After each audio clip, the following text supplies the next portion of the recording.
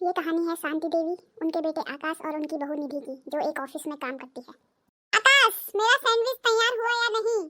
आज मेरी बहुत इंपॉर्टेंट क्लाइंट मीटिंग है, मैं लेट नहीं हो सकती।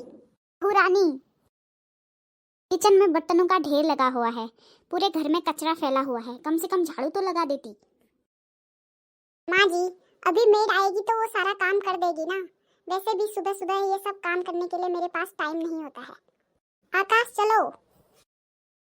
हाँ, मैं शाम को आकर देख लूंगा, अभी हम निकलते हैं। आजा बैठ जा इधर। तूने देखा कैसे फर से उड़ गई, एक कप चाय का तक नहीं पूछा मुझसे। माँ, उसका काम बहुत है आजकल, आप समझा करो थोड़ा। मैं क्या समझूं? मैं तो इस घर की नौकरानी हूं ना। कल रात भी मैंने ही खाना बनाया और आज सुबह भी मैंने ही बर्तन धोए। ये तो बस ऑफिस जाती है और आकर सो जाती है। तू ही समझा ले बेटा इसको। घर औरत से चलता है, कंप्यूटर से नहीं। माँ, इतना गुस्सा मत कीजिए।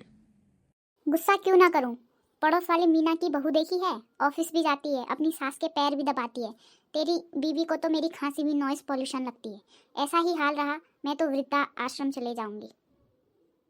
ठीक है माँ, मैं आज शाम को उससे बात करता हूँ।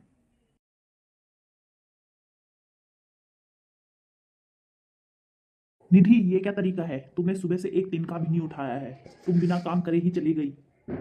क्या आकाश, मैं ऑफिस काम करने जाती हूँ, किटी पार्टी में नहीं। मैं थक गई हूँ।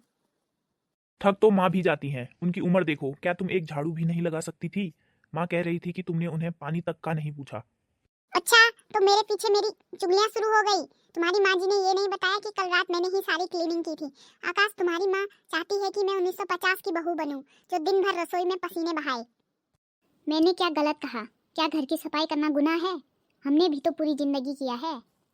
आपने किया क्योंकि आपकी चॉइस थी। मैं मेहनत करके पैसे कमा रही हूँ ताकि हम एक अच्छी लाइफ जी सकें। अगर आपको झाड़ू से ही इतनी मोहब्बत है तो मुझसे क्यों उम्मीद करती हैं? निधि, बदतमीजी मत करो, माँ सही कह रही हैं। तुम घर की जिम्मेदारियों से भाग रही हो, या तो ऑफिस संभालो या घर संभालो। वाह, सीधा अल्टीमेटम। ठीक है, अगर तुम्हें लगता है कि मैं सिर्फ एक नौकरानी बनने के लिए इस घर में आई हूँ तो कल से मैं मेड के पैसे नहीं दूंगी। खुद माँ के साथ मिलकर झाड़ू लगाना। देख लिया आकाश, इसका दिमाग कितना बढ़ गया है। मैंने कहा था ना ये एक दिन घर तोड़ देगी। निधि, माफी मांगो माँ से। कभी नहीं। पहले उनसे कहो कि पीठ पीछे चुगली करना बंद करे। रीतू गुस्से में चली जाती है और शांति देवी रोने का नाटक करती है और आकाश सर पकड़कर बैठ जाता है।